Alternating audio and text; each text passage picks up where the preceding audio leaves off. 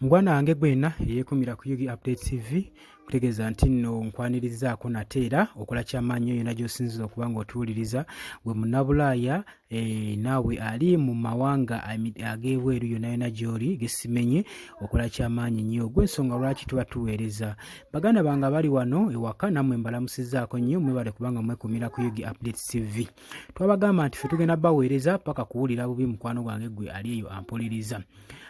Ejjo twabaleetedde lipooti nga mukwano gwaffe yabadde amiisinga mu kibiina ekya National Unity Platform gwe mukwano gwange ali eyo ampuliriza. Ono muganda waffe amanyikiddwa nga Akileewo Kivumbi yabuziddwawo olunaku olw'eggulo. Kakati poliisi evuddeyo n'egamba nti n'ekola statement ng'egamba nti nno nti iffe temutusibaako matugambuzi tuliisango.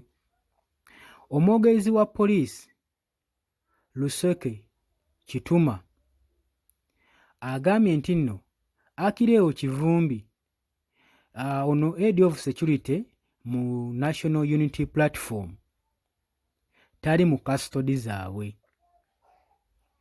Kituma era ono ng'era ye Assistant Commissioner of Police akonfaminze n'agamba nti nno akonfaminze watuwadde information wabadde ayogera ku ssimu n'aba New Vision nga bamukolako interview mu August nga 2 bamukozeeko interview n'abagamba nti nno ye tamanyi Akileewo Kivumbi gy'ali era tebamwina mu custody zaabwe. Bakoze okunoonyereza nga takubikako kya mulubale era n'agamba nti nno baleke aba National Unity Platform leka baleme kutusibaako matugambuzi tuliisango.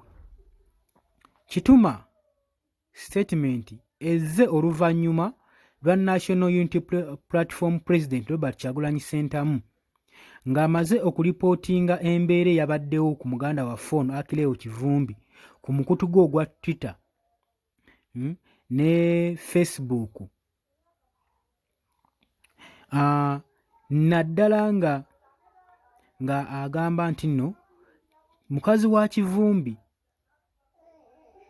yabadde attemptinze ng'agenda kukola fayiro okulipootinga ne poliisi eri okubulawo kwa bbaawe oba kwa muganzi we Akileewo Kivumbi. Okusinziira ku Kyagulanyi Ssentamu poliisi yamutegeezezza nti Kivumbi yatwaliddwa na ba CMI Chieftaincy of Military Intelligence ekitongole ekyokunoonyereza CMI wabula tali mu mikono gya poliisi era ne bamuwa amagezi nti ne bawa mukazi we amagezi nti asobole okuba nga alipootinga ewaka addeyo ewaka abeere eyo alindirire bbaawe paka w'anaddira naye nga tebakkiriza lipooti ye gwe mukwano gwange ali eyampuliriza. Bamugambye addeyo ewaka gy'aba alindira bbaawe kuba bo tebamuyina mu custody zaabwe. Akileewo Kivumbi ali mikono gya CMI. Bwe batyo bwe bagezezzaako okututegeeza gwe mukwano gwange abadde abuuza ku mbeera egenda mu maaso eri Kivumbi. Poliisi ebyegaanye naye nga jjojjo ly'abalamu abakulembeze ba National Unity Platform bo bayongera okusonga mu poliisi olunwe. Joel Ssennyonyi the leader of opposition mu parliament era nga MP wa Nakawa West era naye ku ngeri y'emu akireyiminga nti Kivumbi yawambiddwa e Kawungeezi ku August nga 1. Kivumbi yalipootinga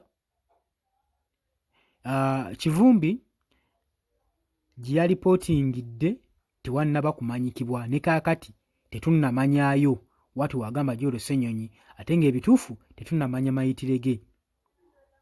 Opposition leader Bobi Wine naye yabadde alipootinze nti Akileewo Kivumbi the head of security ya National Unity Platform ali ku kitebe era n'essaawa z'akakati akyamiisinga. Agamba nti President Robert Kyagulanyi Ssentamu agamba nti omudaali oba sappule ya Kivumbi nga ayitemu yokka gy'abadde nayo era gy'amanyikiddwa okuba nga ayambala nga temuva ku mubiri ye yasangiddwa ku ssiini bwe yawambiddwa ng'era ekutuse ekiraga nti baamukutte mu ngeri ya kavuyo. Ekifaananyi kyolesa kyokka nti baamukwatidde mu ngeri ya kavuyo. Mukazi wa Kivumbi bwe yagenze ku poliisi okuloopayo kuwambibwa kwa muganzi we.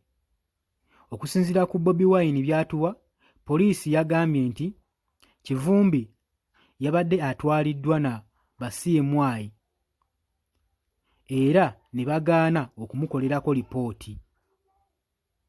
N'agamba nti nno ab'obuyinza baamulagidde nti addeyo ewaka alindirire eyo gy'aba alindirira bbaawe. Okitegeera ggwe mukwano gwange. Ate nga jjojjo ly'abalamu twalabako nga bakulitisayizinga President Museveni's administration nga bagamba nti nno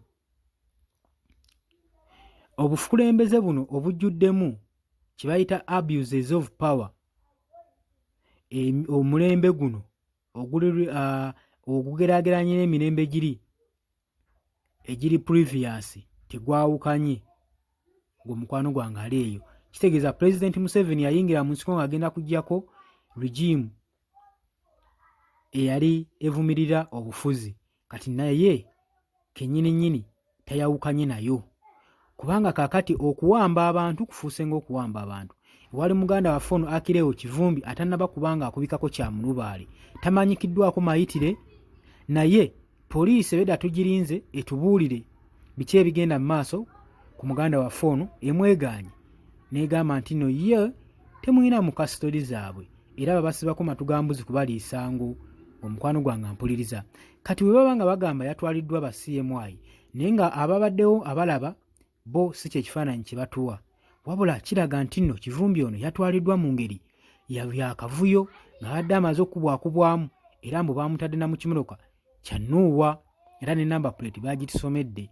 Kati poliisi ye ebyesambajje ebisambi eri ebikasusa eri mu ba CMI nti gyali era tebannamanya wa gyali, abula akyakolebwako interrogation, bakyakola okunoonyereza nga we bagambye. Gwe mukwano gwange ali eyo ampuliriza.